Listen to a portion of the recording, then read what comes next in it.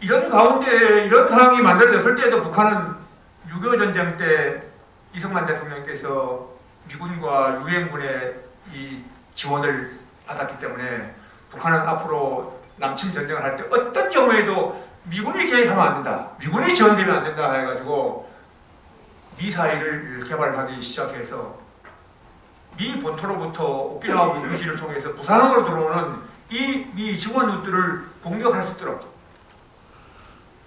미 증원군을 겨냥한 중거리 미사일 사단을 창설했다고 작년 3월 우리 언론이 보도했습니다. 부산을 때릴 수 있는 스커드 미사일, 오키나와 미군기를 공격할 수 있는 노동 미사일, 그리고 미 본토를 공격할 수 있는 대포동 2호 미사일 등 지금 장거리 미사일을 개발하고 있는데 이 두 가지는 배치가 됐고 이 장거리 미사일은 현재 북한이 거의 개발을 완료해서 최근에 언론 보도에 보면 앞으로 5년 내에 북한이 핵을 장착한 ICBM 미사일을 개발해서 미국을 직접 위협할 수 있다고 보도했죠. 이렇게 북한은 미 증원 전력을 차단할 수 있는 대책까지 이제 거의 강구해놔서 모든 전쟁 준비가 완료된 상태에 있다고 봐야 합니다. 이런 가운데 북한이 작년 1월 5일 날 남침 공격 훈련을 했습니다. 북한이 우리 중앙고속도로를 상정해가지고 춘천 부산 314km를 표시해놓고 이 북한 105 전차입니다. 105 전차가 남침 공격 훈련을 하는 것을 북한이 테레비로 방송했습니다. 이렇게 북한이 공개적으로 공격하는 훈련을 한 것은 북한은 그 전략이 선제기습 공격, 전후방 동시전장과 단기속결전 등 공격 전략을 채택하고 있기 때문입니다. 여기서 이 단기속결전은 단기간 내에 전쟁을 끝낸다는 것입니다. 이 단기간 내에 전쟁을 끝난다는 단기속결전이 되면 남북한의 경제력 격차는 영향을 미치지 못합니다. 현재의 준비된 남북 군사력만 가지고 싸워야 합니다. 이는 마치 부잣집 아들과 가난한 집 아들이 싸우면 부잣집 돈 많은 것에 영향을 미칩니까? 한 달 정도 싸우면 부잣집 아들에게 인삼노동 해미고 코치 붙이고 하면 부잣집 아들이 이길 수 있겠지만, 그러나 한 번에 싸우면 부잣집 아들이 부자가 영향을 미치지 못합니다. 단기 속결전에는 현재 준비된 군사력만 가지고 싸워야 합니다. 북한이 이렇게 공동의 군대냐?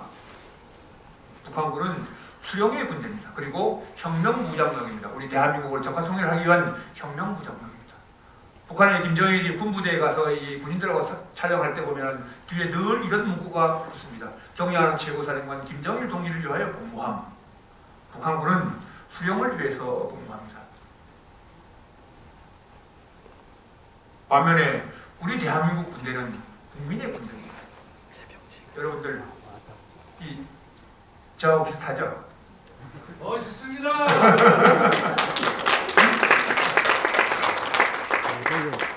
제가 2003년 건국 55주년 국군의 행사를 할 때 제병지휘관을 했습니다. 제병지휘관을 했는데 여러분들에게 보여드리려고 특별히 만든 건 아니고 대학에서 강의하면서 우리 학생들에게 우리 군이 국민의 군대다라는 것을 보여주기 위해서 이걸 만든 슬라이드입니다. 이때 표가 뭔가 하면 국민을 위하여입니다.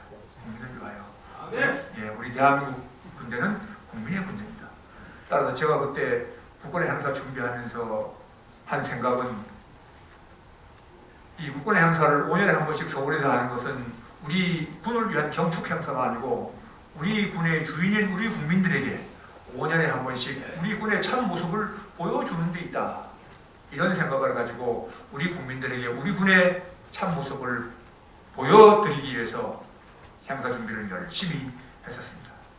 따라서 우리 정부가 전쟁을 하려면 우리 정부는 국민의 동의를 받아야 합니다. 즉 국회의 동의를 받아야 합니다. 따라서 우리 정부가 먼저 전쟁한다는 건 사실 불가능하고, 그러나 우리 정부가 북한에 전쟁할 수 있는 여건을 만들어줄 수는 있다. 이것을 우리 국민들이 반드시 명심해야 합니다. 이것을 보면 북한군과 한국군의 비교가 장난하게 됩니다. 이 북한군은 수령의 군대이기 때문에 주종관계입니다. 꼭 종이 주인에게 인사하는 그런 모습입니다. 그러나 우리 군은 대통령에게도 고개 숙이지 않습니다. 이 삼성 장군 이상은 청와대에서 모집과 진급 신고를 합니다. 저도 2번 가서 신고했는데요. 우리 대통령에게도 고개를 숙이지 않습니다. 우리 군은 국민의 따라서 북한은 결심하면 우리는 한다. 북한의 이런 표현을 얼마든지 볼 수 있습니다. 결심하면 우리는 한다. 누가 결심하면 합니까? 수영이 결심하면 하죠. 예. 수영이 결심하면 북한군은 언제든지 기습 남침을 할 수 있습니다. 이번 그 청해부대가 3호 주원료를 구출해가지고 우리 언론이 대한민국 자존심을 구출하다 이렇게 대서특필했는데 저는 그 말보다는 이 말이 더 마음에 와닿았습니다. 아까 말씀드렸지만 더 이상 몸값 없다 악순환 고리구나. 더 이상 몸값 없다 악순환 고리구나.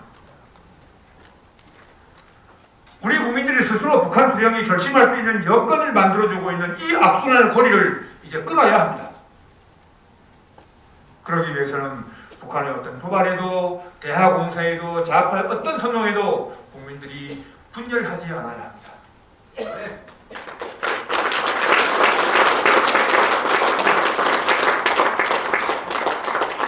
여러분들 이승만 대통령 기념사업 회원들이시니까 다시 한번 이승만 대통령께서 말씀하신 뭉치면 살고 해치면 죽는다.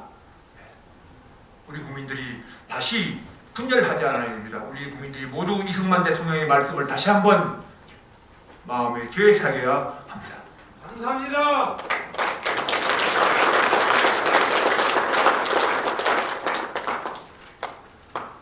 우리가 그 분열해서 적화통일의 문을 열어주면 북한에는 38,000여 개의 동상이 있습니다. 이렇게 38,000여 개의 김일성 동상에 매일 참배해야 되고 김일성 동상을 이렇게 우리 젊은이들이 아들, 딸들이 청소하면서 살아야 합니다.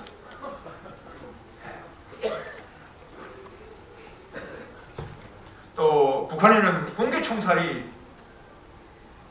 대대적으로 자행됩니다. 요즘 김정은이가 권력 승리하는 과정에서 언론 보도에 보면 공개 총살이 몇 배가 늘었다고 합니다.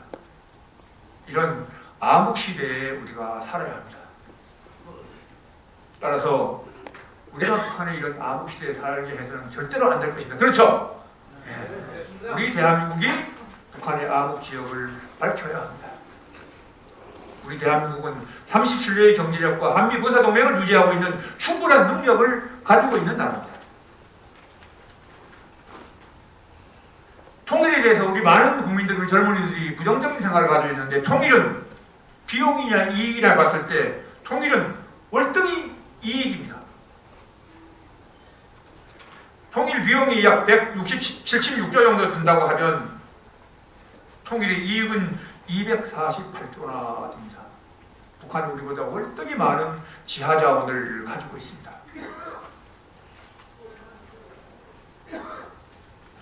우리가 통일하면 GDP가 일본을 상회하는 세계 5위 국가로 도약할 수 있습니다. 따라서 우리는 반드시 우리 대한민국이 북한을 자유민주주의 체제로 통일해야 합니다. 아멘. 자, 그럼 이렇게 하기 위해서 여러분들이 무엇을 해야 할 것인가? 그때는 북한의 도발이나 좌파의 창략의 심각성을 인식해야 합니다.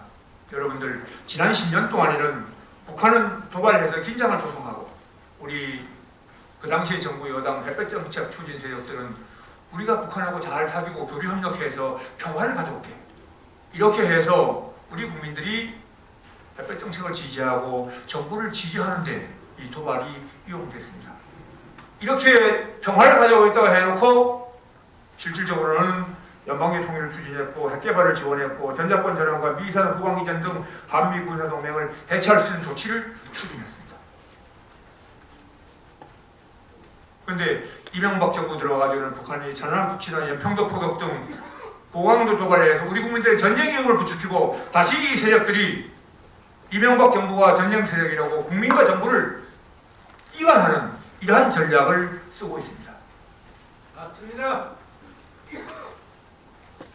그 이간 전략에 넘어가가지고 우리 많은 젊은이들이 한미 군사동맹을 해체하는 이 세력을 평화세력으로 지금 우파를 있습니다. 이것을 바꿔야 합니다. 이 판단을 바로 하도록 만들어줘야 되는데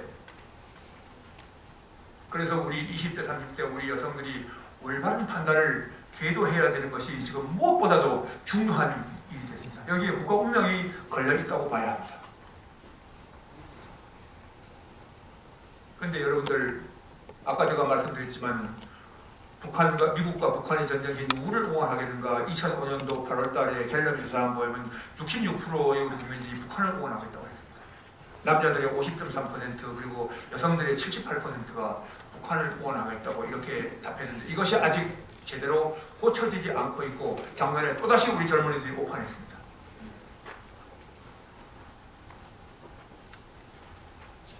이 20대 30대 우리 여성들이 오판한 이유가 무엇인가? 그들에게 잘못이 있는 게 아닙니다. 우리 기성세대의 잘못이 있습니다. 그들은 지난 10년 동안 초, 중, 고등학교를 다니면서 북한과 역사에 대해서 교육받지 않았습니다. 북한과 역사의 교육이 부재중인 시대에 학교를 다녔습니다.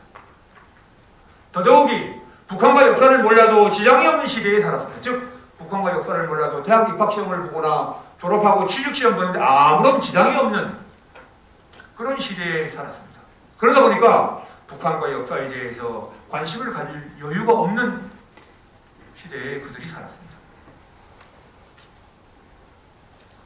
그러다 보니까 북한의 대남 전략이나 한미동맹의 중요성을 인식하는데 대단히 미흡한, 부족한 인식을 가지고 있습니다. 이렇게 미흡한 인식을 가지고 있는 이들에게 과거의 사실과 현재의 상황이 왜곡되게 전달되니까 그들이 잘못 판단할 수밖에 없는 이런 상황에 처해 있습니다. 맞습니다. 이들에게 과거의 사실과 현재의 상황을 왜곡되게 전달하는 그 세력이 우리나라에 너무도 많다는 겁니다. 이것을 바로 잡아야 합니다. 근데 저는 이번에 여러분들 교육하면서 다시 한번 생각해보면 이것은 우리 건국 대통령, 이승만 대통령의 업적을 우리 국민들에게 제대로 교육하지 않은 결과라고 생각합니다. 맞습니다.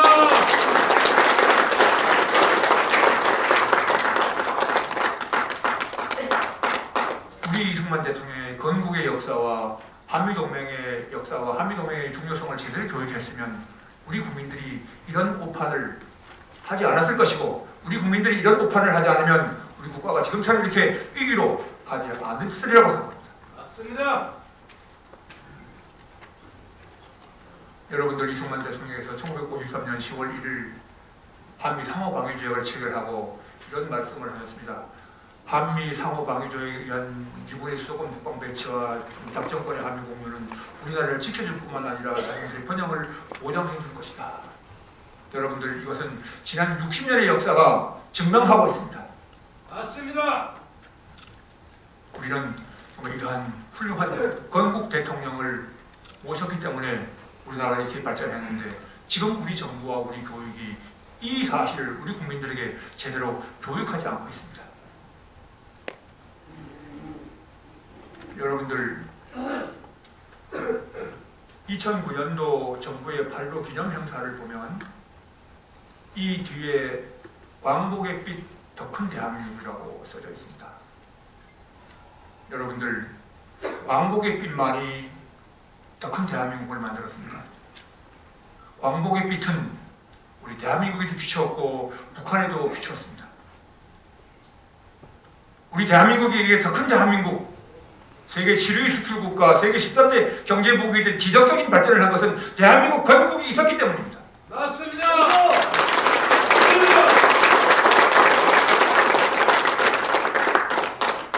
여러분들, 8월 15일을 광복절 행사뿐만 아니라 건국절 행사를 반드시 해야 합니다.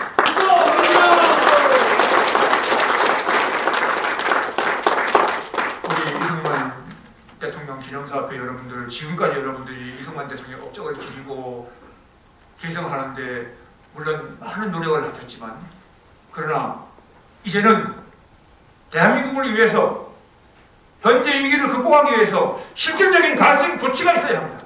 맞습니다.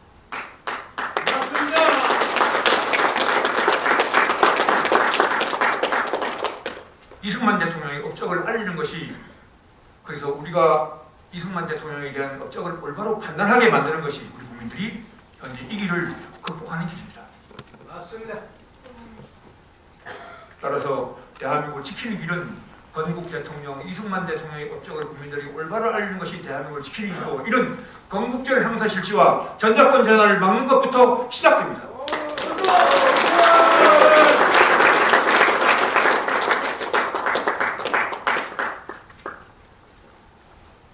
여러분들 마지막으로 대한민국의 생존과 미래는 국민의 올바른 판단에 달려 있습니다. 우리 대한민국은 지금 집체적인 집단적인 오판의 위기에 처해 있다.